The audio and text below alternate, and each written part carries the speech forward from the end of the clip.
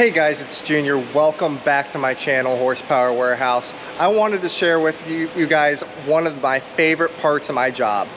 I build a lot of C2 Corvettes. As you can probably see in the background behind me, I mean, C2s are my bread and butter. It's my specialty. But what I really love doing is when a customer has a vision, when they have a specific goal in mind with the car, and they come to me and they want my opinion. They value what I have to say about it. I don't deal with cheap stuff. I'm spending a ton of money on a lot of these builds, and I value every cent that my customers spend. So when they buy a car, they have a certain vision in mind, they bring it to me and they value my opinion. You know, that's what I really get into. I have no problem doing hours of research for someone just to see if something is feasible, especially if it hasn't been done before. I mean, that excites me the most. I like being a trendsetter, kind of like, you know, all the other car builders, I guess. But let me show you guys something really cool that just came into the shop. And I'm not talking about this entire row of C2 Corvettes. I'm talking about this one. If you watch my previous video, I have $1 million worth of C2s in my warehouse. Well, this accounts for $250,000 of that $1 million. This is a 63 split window resto mod that a gentleman, really good customer of mine, purchased this one at auction. He paid a lot of money for it. Like I said, north of $200,000 for this car. Let's take a look at what we got here. So complete custom interior, everything's Alcantara as far as the floor, the center tunnel, all of the trim, the headliner. The seats are all top green, hand stitched, red leather, steering wheel, dash. Everything is stitched, carbon fiber gauge fascia, Dakota digital gauges, including the clock in the center there. Really nice car. You can see I have the door panel off here because the vent window regulator, whenever you use this to, I'll show you,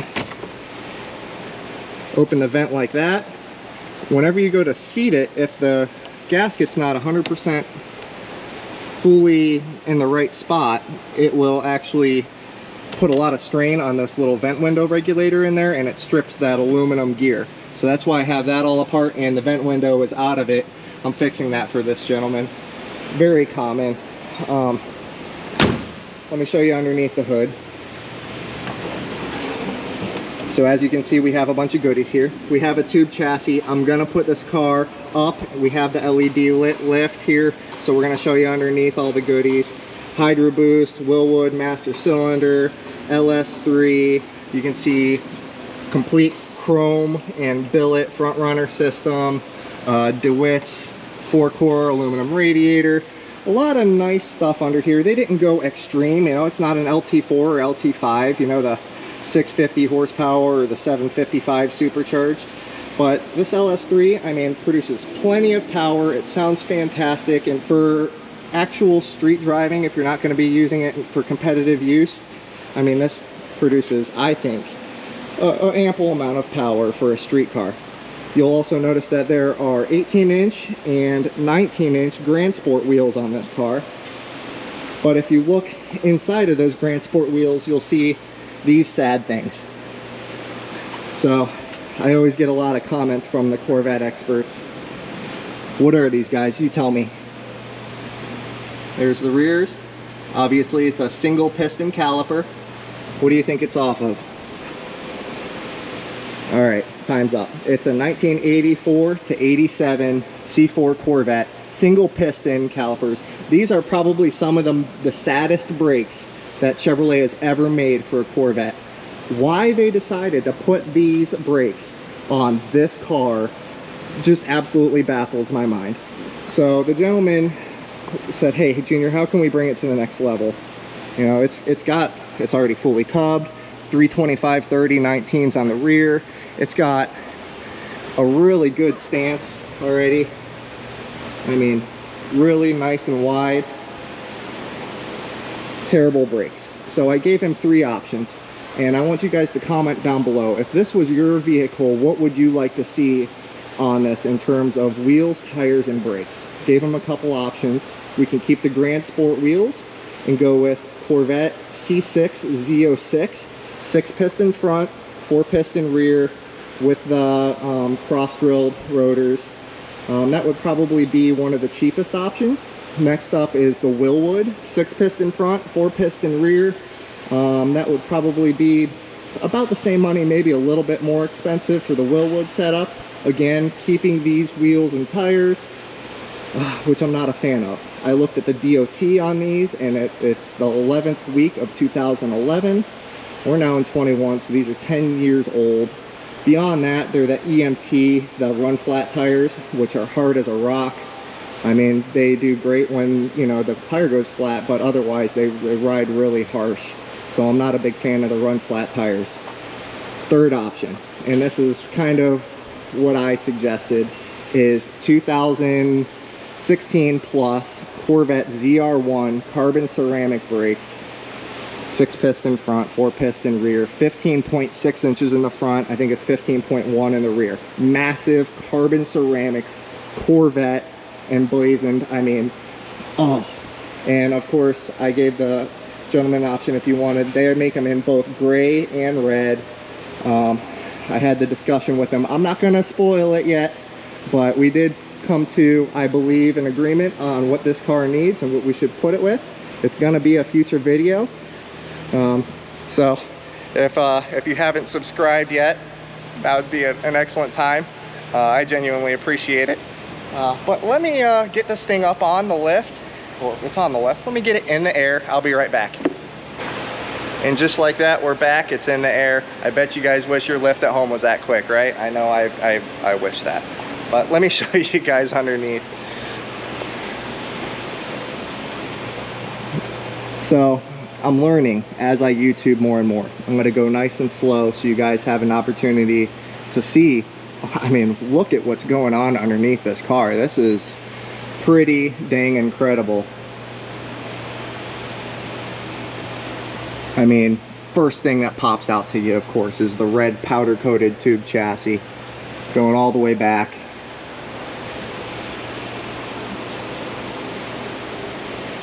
Next thing that stands out to me, this nice polished exhaust system. I see some coilovers.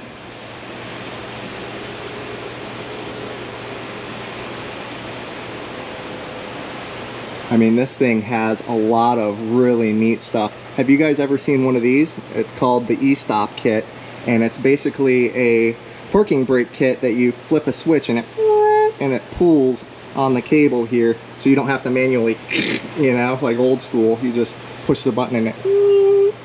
Very nice. I like this kit. It's super expensive. That's why I haven't played with. I think I've installed one of them. Look at these guys. Single piston. Oh, how sad, you know? And really nice Alcoa aluminum upper and lower control arms, and I mean the hubs, everything is beautifully powder coated. It all looks really nice. This is a really fresh build, I can tell, because it's not dirty. I mean, unless they babied it and never got it out in the rain. This car is extremely clean. So LS3 Tremec T56 Magnum. This gentleman actually had a really hard time shifting it into reverse because it has a reverse lockout solenoid that is right there. That reverse lockout solenoid needs a 12-volt signal to tell it to release, so that way you can put it in the reverse. Now it has a spring in it that you can kind of push through and get it in the reverse in the event that that solenoid were to fail. But we don't have a good 12-volt source on this car short of wiring it to the brakes.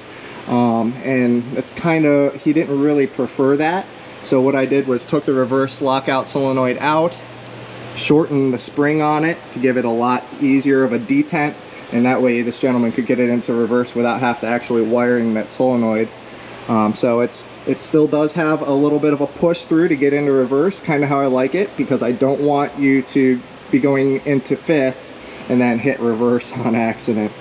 I like the polished stainless lines. I like the big radiator with the dual fans and the correct shroud on it. Someone, you know, they spent some really good money, and there was some time and thought process in this build. Why did they do this? I have a couple theories. Number one being maybe the better brakes weren't available at the time. Maybe they were holding out for a ZR1 set, and at the time that they were building this car, they were so new that, you know, they're simply unavailable. I can tell you this, the ZR1 carbon ceramic brakes are still super expensive to this day. They've been out for, you know, 8 years or so, at least, and super expensive. I mean, you want to spend $2,000 on a rotor, that's a good way to do it, but it's the braking capacity is unparalleled. Bar none, it's the best Corvette brakes that you can get right now for any Corvette. I mean, they have retrofit kits, I believe, to put them on pretty much any model of car. Mika recently ran, and we were watching C2 split window resto mods go for more than $300,000 in some cases. It seemed like the one thing that we've noticed on all of them was the ZR1 brake package was there. A lot of them had the LT5 and LT4 engines as well. Of course, monster powerhouse motors, but you know, I don't think that for this car it's worth removing the LS3 to put in more power if it's just simply never going to be used. You know, this thing is otherwise a fantastic build, a really killer show car.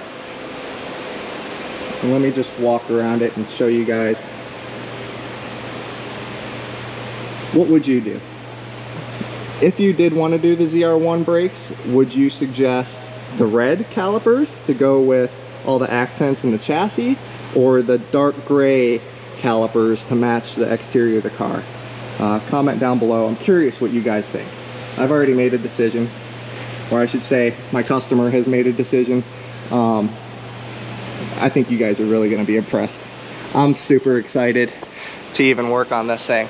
I mean, I know I've said it to you guys 100 times before, but I feel truly blessed to be able to do what I do. I thank you guys so much for joining me along this path.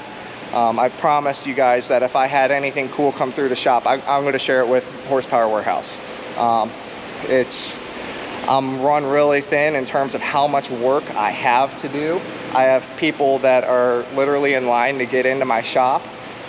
So it's been troublesome in the past for me to stop, grab a camera, and I'm still learning. I'm about how to, you know, actually not look like an idiot in front of this camera. So thank you guys so much for bearing with me. If you enjoy the content, please like, subscribe. I mean, genuinely, you know, that would make my day. You guys, I've already blown away my goals for subscribers in terms of what I thought I would get. I'm so thankful for that. And if you guys have anything else that you want to see, drop a comment below. I want to share everything here with you guys. I mean, I love all these cars. Let me just show you really quick something cool that just came in. So we have an Indianapolis 500 official pace car, 82nd. But we also have another Indianapolis 500, and this is the 77th. So which pace car do you guys like better? So they're both gaudy. Let's just get that right off the bat. They're gaudy, but that's what makes them awesome. So let's acknowledge that together. Purple, yellow, the decals, yellow seats, John Deere yellow wheels. I mean, I think for a C5 Corvette, this is a really cool variation. I'd love to put a twin turbo kit or something like this and, you know, keep it just exterior how it is and give it a bunch more power. But I think my preference here is actually for this Z28 Camaro pace car, and let me show you guys why. The nostalgic 90s-esque decals, and the best part, look at these seats and the door panels. Isn't that just the coolest thing? You can tell I was born in the 80s because I love this. And I believe this car has 5,000 miles on it. Yeah, 5,600. I know you guys clicked on a Corvette video, so I won't bore you too much with the weird stuff that I have going on in the back. But thank you guys for joining me. Feel free to drop a comment below if there's anything else you want to see. And until next time, take care.